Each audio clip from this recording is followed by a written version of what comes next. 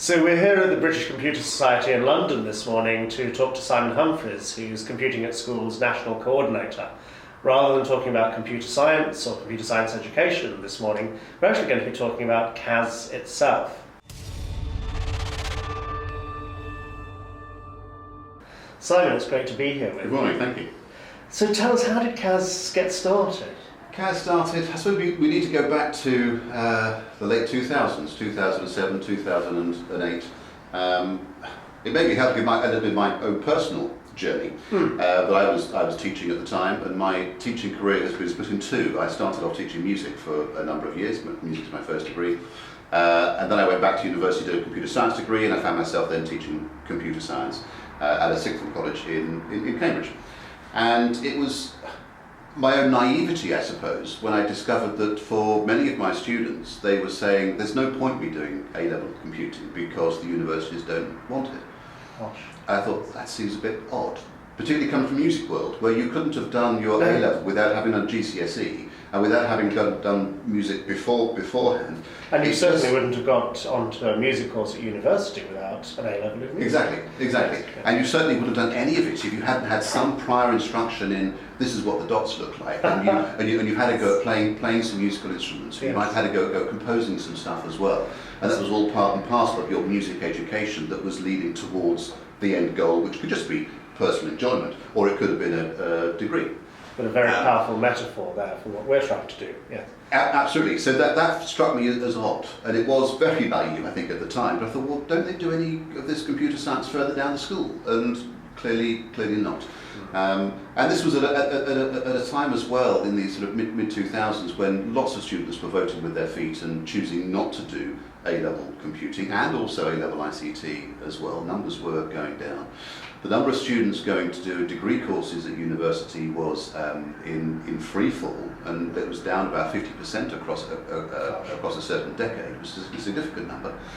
At a time when there were significant shortages in the IT industry, needing these good quality graduates coming out, and at a time when our world was becoming more and more imbued with digital devices, and yes. Our students were beginning to have mobile phones and they were wired into their gaming consoles and whatever else. It was becoming more and more ubiquitous. Yet students were saying, no, I don't want to study this. And that just struck me as odd. So there was a number of those sorts of factors. Both are thinking, we could be doing more of this computer science further down the school. That seemed to be a good thing. We need our children to understand more about how the technology works and to be creatively problem solving with them, including programming elements as well. That really kind of led to a few of us thinking about what can we do. Yes. And it seemed to me that one of our aims should be to see computer science taught as a subject discipline in schools. But then allied to that, and very closely allied to that, would be the need to support teachers in the classroom who wanted to do this better and do more of it. And so CAS started, initially with a few discussions with 3 or 4 of us, hosted initially at Microsoft Research through their former director, Andrew Herbert, and also one of the senior researchers there, Simon Jones, who is now chair of CAS. And it was really Simon Jones who then kind of took the bull by the horns, as it were, and gathered a larger group of 20 people, all of whom seemed to be interested in computing education, and just kind of laid on the table, what do you think we can do? And Computing at School started from there, officially in 2008. So Simon, looking back, what have been the key milestones? What are the things that CAS has done that you're most proud of? Right, well, there's 2 things there, aren't there? I suppose the most important milestone was to see computer science through the subject of computing now established in the national curriculum, yes. Implemented in September 2014. That was certainly something that at the time CAS started, I personally, I have to confess, had doubts that it would ever be there. So it was an enormous moment of relief, I suppose, that it was there and in statute for the national curriculum. So that's the biggest milestone. The kind of recognition of the subject from the Department of Education was hugely important. And CAS played a significant role in that process. Along with other people as well. Yes, I mean, it certainly wasn't just CAS, but there were a number of others who were also beating the same drum, recognising the same issues, and sort of coming to the same conclusion that there's something we need to be doing right from the moment that children enter the school, all the way through. So the fact that it's there in primary is very important. And the first country in the world to make computer science an entitlement.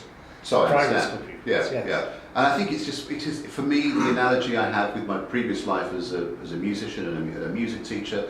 It's there as well. We teach music from day one. So we begin to get children familiar with the ideas, the concepts, the play, the fun, the excitement of using music. So we can do the same thing with computer science. And then as they go through the school, you add on layer by layer by layer. And at certain points, some of those children will decide not to do it anymore, which is absolutely fine. But they will then carry through with them some model of computation about their digital world, which hopefully will hold true for their future employment. There's an entitlement for all, although not Correct. all will pursue it as a career. Yeah. Exactly, yes. As for what we feel most proud of, it's hard to use the word proud, but I get staggered by the way in which the teachers are engaging with each other and are supporting with each other.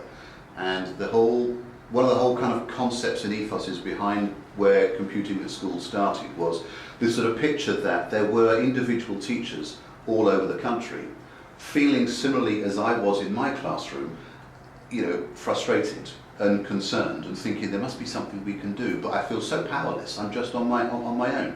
And a lot of what CAS was trying to do was to connect those teachers together and say, well, yes, you might feel, somebody else down the road actually feels the same. Why don't you talk to each other? Why don't you share what you're doing? And then together you gradually begin to network people and build this sort of community activity and share and share your passion with each other. And to see that still going on, and we kicked off in the early days a hub. First one happened in Cambridge. And that first meeting we had about 30 odd people there. Not odd people, but 30 people. Half of whom had travelled a very long way from neighbouring counties. Yes. So then it was easy to, why don't you have your own meeting, and just share what you're doing with each other and raise the level of confidence amongst each other.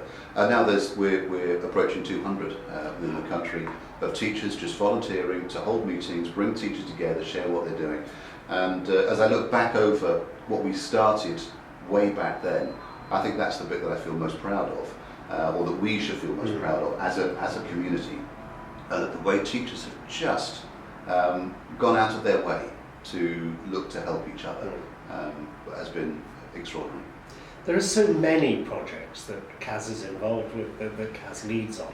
Can you talk us through some of the initiatives, some of the things that CAS does? Yeah, fundamentally it's about supporting teachers. It's about raising their confidence level to tackle this new subject. So everything all kind of comes back to that point. So whatever activities we do, it is about working with teachers. Yes. So we specifically don't do kind of what I would call school engagement events. Yes, we don't work with Yes. pupils. We want to work with the teachers.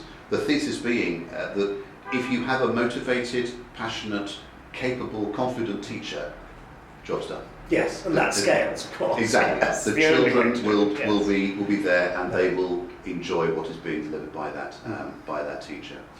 I think, but the challenge that is there for the majority of the teachers is enormous. To transition from ICT to computing, you cannot underestimate that challenge and that journey. Primary and secondary. For both primary, Yes. absolutely. Yes. And particularly given that a significant number of those teachers who were teaching ICT, for them, they had learned that themselves because their first degrees or previous qualifications would have been in another subject. They found they enjoyed ICT, they moved over to that. So they'd already done a lot of work in moving from geography or business studies or wherever into ICT. They're now being asked to move from ICT and computing. And I feel in awe and admiration for those teachers who are saying, right, let's just do this. Okay, I mean, so it's just awe-inspiring. What has CAS done to help with that transition from so, ICT to computing? Yeah, so the journey, I think, to help teachers on that journey, any of the professional development that they might receive, it needs to be a human process. I don't think it's a mechanical process. I don't think it's enough to say to teachers, there's a wonderful online course you can do, why don't you sign up for that? Wonderful online courses. Indeed there are, and I want to dismiss that, but I think as a primary route to the teachers and to help them to understand, it needs to be something that they can go to physically. Okay. And it could be face to face. preferably and ideally local, so that teachers are very time constrained. Being able to finish school and then travel to, say, a hub meeting that's only 20 minutes away and spend a couple of hours there, they'll still be home for 6:30, put the children to bed or whatever, that would be the ideal. So it needs to be local, it needs to be face-to-face. And also I think that given the time involved and the constraints involved, as much of that delivery can be teacher-driven and teacher-led helps, because it just helps the credibility points. I think teachers are the world's worst to put into training environments and kind of back to school environments, because we're very judgmental, we're very cynical, and we want to know, well, do you really know what it's like to be shut out of your ICT suite on a wet Friday afternoon with only an hour's notice? Well, if you don't, I'm going to sit here and I might not listen to you. So there is that credibility. So a lot of all the activity that we try to put together with CAS through the community building is built on those three premises. Yes. It's local, it's face-to-face, and it's teacher-led, teacher-driven. And I think that's important.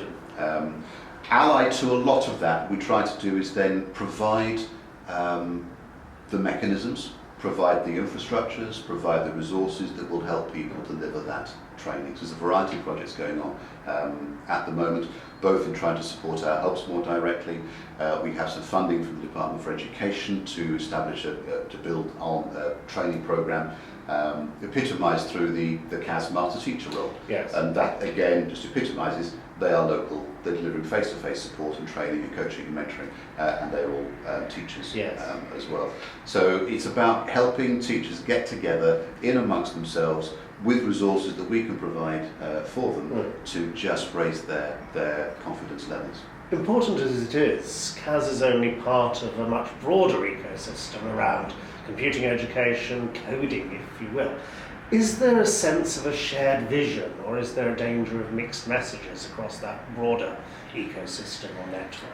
Yeah, interesting question. I think there is a shared vision that most of us in CAS and elsewhere who are working want to see that all children have the right to an outstanding computing education, and that ought to be a given. How we get there might be different nuances and different emphases, but that should be our ultimate goal. How does every child receive an outstanding computing education? And I think that there is certainly an issue in the public domain, perhaps, around the role of programming within this.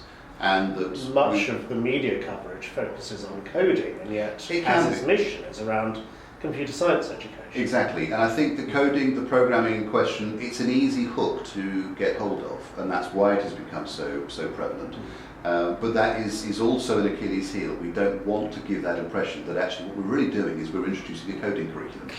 It's not a coding curriculum, and the goal just isn't... as music education isn't a recorded curriculum. Well, exactly. I think that the analogy I come back to within music is that, yes, in every music class that I took, give or take, the children were making music. They were performing, they were composing. It was the most important aspect of what we did.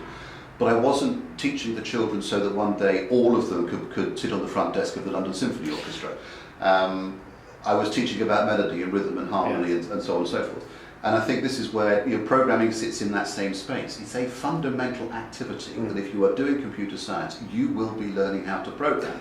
But our goal isn't to produce hundreds and thousands of brand new software engineers. Not everyone's going to become a software engineer. We need more than we've got at the moment. We just don't need them all to become software engineers. But the programming is the vehicle by which we try out the ideas and we explore the concepts, and it's where... So you wouldn't be in favour of an entirely unplugged computing curriculum? I don't think so, no. And I think, unplugged is brilliant because it enables some of the more complex concepts to be taught in a way that even the youngest of children can begin to understand. Yes. And I think there's an analogy here. Recipes for pizzas and jam sandwiches. Absolutely right. And there is another analogy. Forgive me for yet another analogy coming back to music. We might know about how a fugue is put together. Bach wrote lots of fugues. They're very complex. They're potentially quite mathematical. I don't think we need all our children to be able to write a fugue. I would struggle myself how to write a fugue, and have done over the years. But being able to recognise the fugue when you see it and think, that's how this is put together, and be able to pick these things apart is really important. Yes. And so similarly within programming and your problem solving, you might come across a particular situation and think, I've seen that before. Right. I can now use it, I can now reuse the same thinking that I used here for this particular Computational situation. thinking, notions of generalisation. Exactly. Yes. Exactly. And that is really what we're about. And so where there are mixed messages, I think the programming is one of those mixed messages. And I feel over time that will fall out. People will begin to understand what that is about. There's also certainly some mixed messages, or mixed messages is perhaps the wrong phrase, competing arguments for the role of digital literacy and how that gets defined, as opposed to just teaching pure computer science. And again, I'd like to see the computing curriculum be considered as, well, actually includes digital literacy and information technology and computer science. So there's that other message that this is a computer science curriculum is also misleading. That actually the whole notion of digital literacy is so important and should be part of our arsenal as computing teachers. That we do want children leaving school being able to make presentations and use spreadsheets and know how to keep themselves safe and act ethically and responsibly with technology, just as much as we want them to understand these principles of computer science. Absolutely. I mean, my gut feeling, it is a purely gut feeling, says that if they have some understanding of how these tools have been put together in the first instance, then their ability to understand how they manipulate those tools will be enhanced. So for teachers who are just getting started teaching computing or have taken on the responsibility as a computing coordinator or head of department, what would be your advice? What are your top tips for them? Well, obviously, I suppose the first one is join computing in school. Subscribe to that forum, get involved. Online forums can be interesting places, and some people would prefer to lurk in the background, watching the conversations fly past. That's completely okay. But equally, I used to say at the start of every year with a brand new class, if you don't know something, put your hand up, ask, and that's okay. And my passion is that CAS provides that safe and secure environment where everybody feels they can put their hand up and ask what they might feel are silly questions, but we've all had those questions at one point or another. Yes. We're all at different stages of our journey. And we have the forum, no question is ever too small, too silly, to forget exactly the words. Yeah, and we know those who have participated in the CAS forum, sometimes those conversations get too technical too quickly. Sometimes we have people some of the leading software engineers of our generation in that. Yes. Indeed. But join CAS, lurk but take part, contribute. And when you join CAS, you'll soon find, because you can find through once your sort of profile on the page, where your nearest hub is and where your nearest master teacher is. So again, make contact with them. Send them an email, say, I'm here, I'm looking for some help and support, what can I do? And kind of get involved with the community activities where you are. Simon, that's great. Thank you very much. Thank you for the opportunity, Miles. Thank you.